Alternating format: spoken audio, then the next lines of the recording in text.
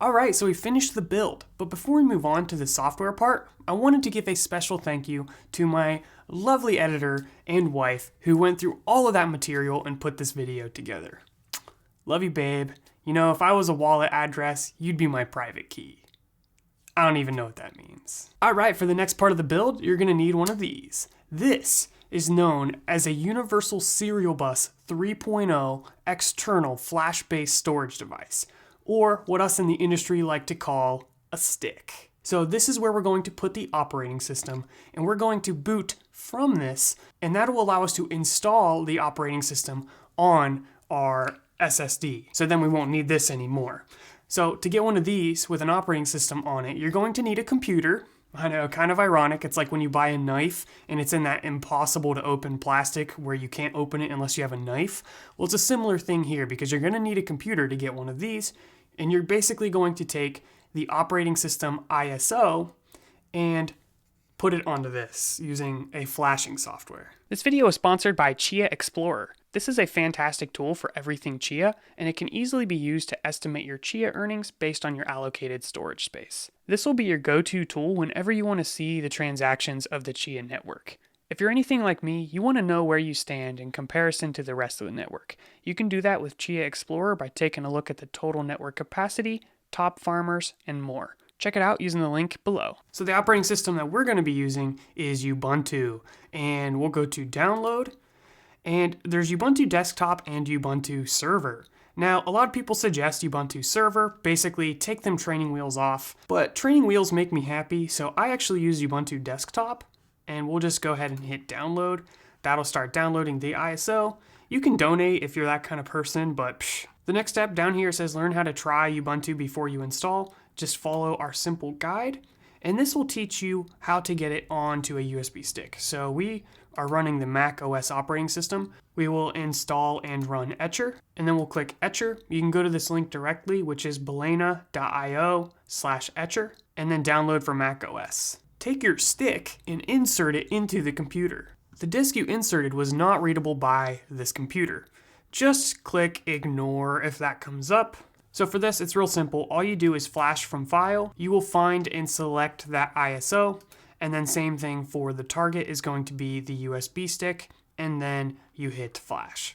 Overall, it's a very simple process. Now make sure as you do any of these steps, whether it's just putting an operating system onto a flash drive or installing that operating system onto an SSD, anything like that, make sure you're using the right destination, the right source, and everything is correct before you hit go. You don't want to accidentally overwrite an entire drive or screw up your own operating system. So just be very careful that everything is correct.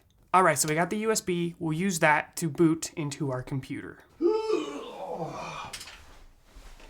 right, so let's connect the monitor up now. And for this, you can use USB-C. So I have a USB-C to USB-C. And sometimes this will give you power and video. It works for my Mac. However, for this one, I had to also use HDMI. So not entirely sure, but both these cables came with my monitor. So just try it around. Basically, you need power and you need data to the monitor. Plug the mini one into this side, and then plug the full HDMI into our graphics card back here. What in the... Oh, okay. For a minute there, I thought there wasn't HDMI. I was like, what in the world? Then I'm just taking my Wi-Fi machine and plugging that in as well. And then finally, the stick. Put that in as well. Just let's go ahead and turn this on one more time. You should see the ROG logo glowing there. Maybe a flicker on the screen. All right, so F1 to run setup. Says CPU fan error. We'll look at that soon. F1.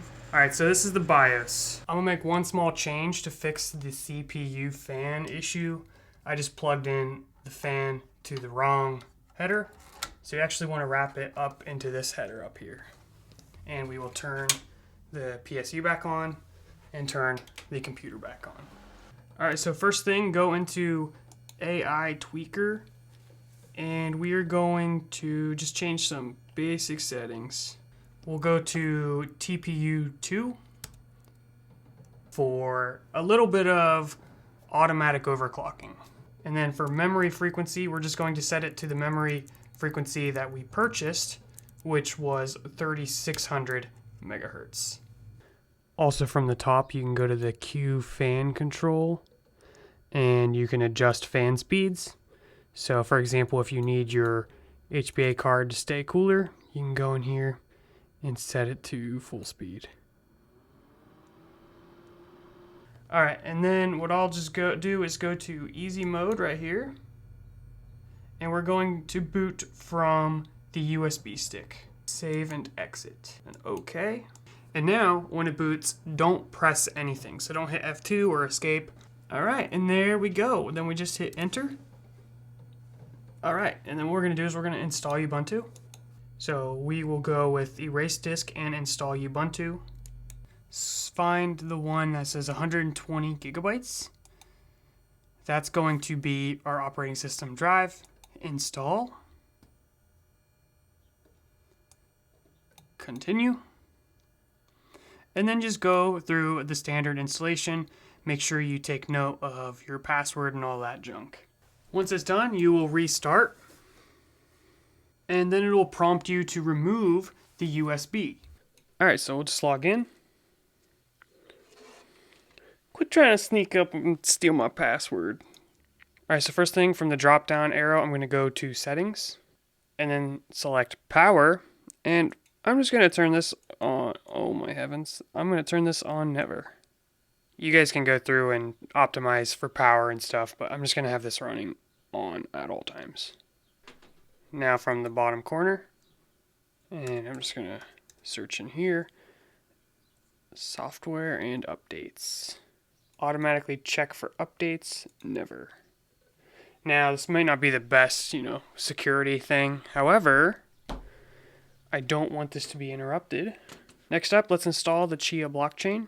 So you can just do this from the Chia homepage. If you're on Windows or Mac, well, you can just get the installer there. However, I still would recommend, if you want to get into this a little bit more, go from the side link here to install it through the terminal. All right, so we are on Ubuntu, and we're pretty much going to follow this step by step. Then we'll look at the graphical user interface as well as working in the terminal, and then we'll figure out how to set up plotting and farming. So step one, let's open the terminal right there. So very first thing, sudo apt-get update. And then we can apply that by saying sudo apt-get upgrade. And then continue, yes. Next up, we just clone that repository. So the web address for that is in this example here. Let me just zoom in so you can see it with your eyes. So git clone, that is how we pull software from GitHub. I'm not sure if Git is on this machine, so I'll just copy that and we'll find out. So we'll paste it here, hit enter. All right, so it looks like we need to install it. Sudo apt install git. Yes, continue. Now you can use the up arrow keys on the keyboard to go up to previous commands that you've entered. So we can just do that to get back to our git clone, hit enter. And this is going to make a directory for Chia blockchain. All right, so that's done. So we should be able to say ls, and we can see that new directory, Chia blockchain. So we'll cd into it, change directory into Chia blockchain. And then we invoke a shell script that's in this directory, sh install .sh. Next up, we have dot space dot / activate. All right, so this is going to activate the virtual environment, which is where we'll want to do everything after this point. Next up, we will install the GUI. So we'll say sh install GUI.sh. Hit enter. I'm a YouTuber. I don't got time for this. Oh my gosh. Alright, so now that we have that installed, we can change directory into that directory. So Chia blockchain GUI. And then lastly, npm run electron ampersand. enter. And this is going to launch a window. And here you're going to have a few options. So if you're new to Chia, you can create a new private key. Or if you already have a wallet, you can import it from the mnemonic. So for this, there's going to be 24 words, and the order does matter. So now I'm going to take this off screen so you guys don't get no crazy ideas. Shoot, what was it again? Oh no. Alrighty, got that imported. And what I did, just so I wouldn't forget all those words, is I just shared them out to all my friends on Instagram so I wouldn't have to remember it and I could just ask them. Guys, I'm kidding. I don't have friends. Alright, so the next thing this is going to do is it's going to sync, get up to date with the blockchain. The farther in the future you are, the bigger this number is going to be. This is the number of blocks. And yeah, pretty cool, huh? Now you can start building plots from the GUI. So you select add a plot. And then for the size, you want to stick to 32 or larger. I go with 32. You can choose how many you want to create. You can also go into some more advanced options here. So this is the RAM usage, number of threads, and also if you want to plot in parallel, how much of a delay you want between the plotting. So you can do a lot of the main stuff with this. However, I personally have grown to prefer the terminal just because I feel like it gives you a little bit more control over everything. But in this situation, you're going to select your temporary drive for the plotting and the final directory of where the plots are going to go so that they can be farmed. Once they are created, you'll go to the farm tab and all your plots will show up here and it'll say farming. Shout out to Chia Decentral, which has some good guides that you can follow on every single step. So one that I've referred to numerous times is actually their guide on a budget Chia cryptocurrency plotting rig. And this will have all the different parts and all that stuff. But the main thing I use this for is just to get all the commands to format the disks and mount them properly, such as using discard, which is something I didn't even know of when I first started. And yeah, then there's a giant bash script that you can run too to plot 8 in parallel. Alrighty, so I'm just going to copy this last line here and then change drive name to whatever I feel like naming the hard drive. And then just make sure this matches each one of the drives, and we'll do that 8 different times.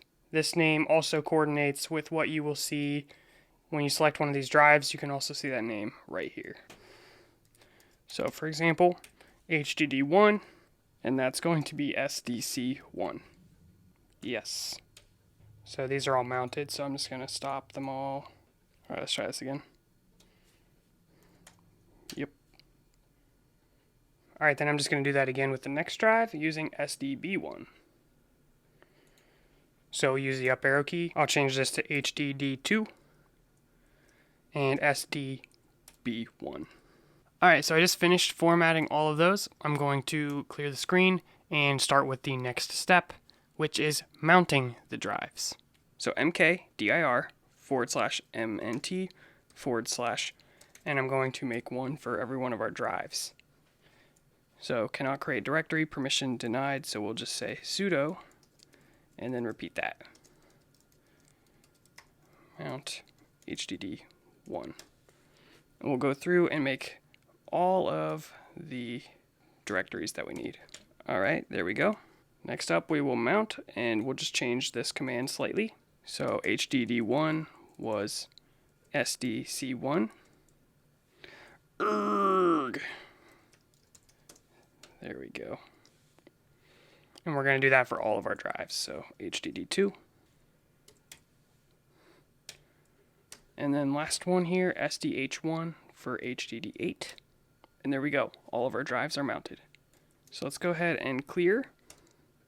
And then if we just take a peek at /dev, there's a lot of different possibilities. So let's go ahead and look at NVMe. And you can see there's a few options here. The one we're looking for is NVMe 0N1 and 1N1. So we will format this. And then we'll just say sudo apt install xfs prog S progs, I don't know. Now we'll issue that command again. Alright, permission denied, just prefix with sudo. Alright, and then just give it some time to think. Alright, we'll do that for the other one as well. So this will format both of the enterprise drives. Now, if you've worked with drives before, this might be obvious, so bear with me for those who are just getting started. Formatting is only something you have to do once. It just sets up the drive so that the file system's right and everything's ready to go. Mounting the drive, you might have to do more than one, and that'll basically allow the drive to be accessible from the computer. What we're doing here is formatting the drive. You can do a lot of this from the GUI, and as you can tell, I kind of mix and match however I'm feeling, but it's probably good to get some practice with some of the commands too. Alright, so that's good. Let's clear the screen. And what we'll do is we will take one of the commands from earlier where we created directories for our hard drives. Let's see, right here. But instead it's going to be SSD1 and SSD2. And I'll take this command to mount. I'm just going to clear the screen and paste that. So we want NVMe 1 and 1. Actually, we'll start with 0 and 1, and that's going to go in SSD 1, prefix with sudo. And then we're going to repeat that, but this time we're going to use NVMe 1 and 1 and mount that to SSD 2. So you can go through these steps to make sure everything is accessible everywhere that needs to be. So we're creating a directory for logs, except you'll want to replace user with you. There we go. So what we'll do now is change the permissions for all of the HDD directories and refer to the blog about the comment on security here, which I'm not going to be talking about. I do not have the skills to properly teach security, so I'm just going to say that's up to you. But yeah, basically, we're giving full permission to these directories. And then we'll also do SSD1 and SSD2. We will also do the logs, so chmod 777 /home/Caleb /Chia logs. Right there. Alright, now we're to the point of creating a bash script. And let me just explain this briefly. We're using a tool screen, which you may need to install. So if you just type screen in the terminal, it'll let you know. So we'll try it out, screen, and yep, so we'll just say sudo apt install screen. And this will allow us to basically have numerous terminals all within one terminal, which we can open and close. So the first part of these commands is dealing with screens. So this will launch them in detached mode and give it the name Chia1. And then it's going to change directory into the Chia directory and activate the virtual environment. And then the sleep 0h, you'll see this throughout. So sleep 1h, sleep 2h. Basically that is going to delay each of the plots so that they're not all doing the same phase at the same time. So we're doing 8 plots, each delayed by an hour.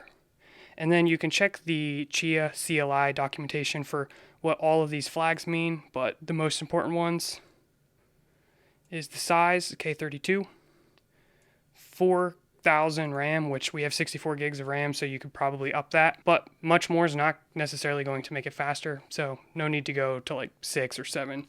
I'd keep it below 5. Using 4 threads. You can over provision the threads, so I might use 8. We're going to make 16 of them, so that's the N. And then this is the temp drive, temp1. And then this is the destination drive. And then he has some logging set up here as well. So what I'm going to do is I'm going to create a shell script, modify this to my exact system and all of the correct names, and then we will run it and get our plotting going. Alright, so I'm just going to show quickly what modifications I did to this. Not a whole lot, but I'm using nano. So let me start at the beginning of the first line. So we kept the sleep the same. Chia plots, create K32. I set the RAM to 5,000 and then 8 threads. I'm making 200 of them. That'll fill each drive. setting the temp to mount SSD1/temp1. So I'll just create a folder for all of the temporary files. And then going down, you'll notice I'm still in SSD1/temp2, SSD1/temp3. And then after the first 4, I'll go to SSD2. So the final 4 are all SSD2. Next up, I just changed this to SSD1 and then SSD2. For the destination, I just did each individual drive, so HDD1, HDD2, 3, 4, 5, 6, 7, and 8. So that'll just allow me to leave this for as long as humanly possible. And then I didn't touch the log at all. Control X and yes to save. File name to write, and this is in /home/Caleb/plot.sh. Hit enter. And you can also see the command that I issued to open that. So now all we have to do is say sh and then just find that file. So /home/Caleb/plot.sh. Hit enter. Now it should be doing something. So you should be able to say screen space -ls, and it didn't work. Oh yeah, don't forget to change this to your name, unless your name's user. There we go. And screen ls. All right, and there we go. We have 8 screens running. So to open a screen, we can say screen -r and then the number, so 108780, and that'll open it, and it'll show everything going on in that screen. So just check this each hour, check each screen. The way you get out is Control A D, and you can then open another one. It didn't appear that the logs were created automatically, so you might need to create those files for them to go into those logs. I'm not entirely sure, but it doesn't really bother me just opening up the screen and just seeing that it's still working. The last thing I want to suggest to you is using glances. So you can say sudo apt install glances. Install that. This will allow us to get a good overview of everything that's running on the computer, how many resources are being used. Might take a little bit of a time to get it installed, but it's a really helpful tool, especially if you just want something left open so you can make sure everything is working the way you expect. Alright, so we should just be able to say glances. And there we go. You might want to decrease the font size a little bit. When you get glances up, it's going to look a little something like this. And you'll notice we have one thing taking, over 100% of the CPU most of the time. And that's because it's a multi-core processor, so you often see it like 400%. That's totally fine. You can also see, total memory usage and, swap and all that other junk. So after 8 hours, you should see 8 of these going. If you only see 1 or 5 or something, then something went wrong with your script and not all of them are being ran. So you might need to add in a couple of extras and fix your shell script. I always found that swap just goes to 100%, which I don't like, so I just disable it sudo swap off -a, which you'll have to do each time you turn the computer on. And overall, this is a very helpful system to get started. Once you've been plotting for a while, you'll want to add those locations to your farm over here, and they'll show up here, and it'll say farming. So you can just add a plot directory, and then find those directories. So you want to add all of those hard drives. Alright, so there's a million other things we could talk about. There's still a million other things I need to learn, but that should get you started with Chia plotting and farming. Now, an actual plot will take maybe 8 hours. This being an 8-core processor, you can do 8 in parallel, and they're all delayed by an hour, so wait until they're all being executed at once before you start timing to see how efficient it's going. So the very first one is going to be very fast, but once you start doing 8 of them in parallel, it might be a little bit slower. But the total output is going to be higher because you're doing much more in parallel. So you should be able to plot 2 to 3 terabytes a day, and that will fill up your drives actually pretty quickly. So if you need support, check out the Chia website. They have a Keybase chat, and worst case scenario, you can always just use the GUI if you can't get the terminal working, because plotting some is better than nothing. So I think it's a fine option for many scenarios. Thank you for watching, and let me know if this was helpful, what other content you would like to see, or what other cryptocurrency projects you would like me to create content about. Be sure to drop a comment below, subscribe, and I'll see you in the next episode. And don't you dare forget to slap the notification bell. Slap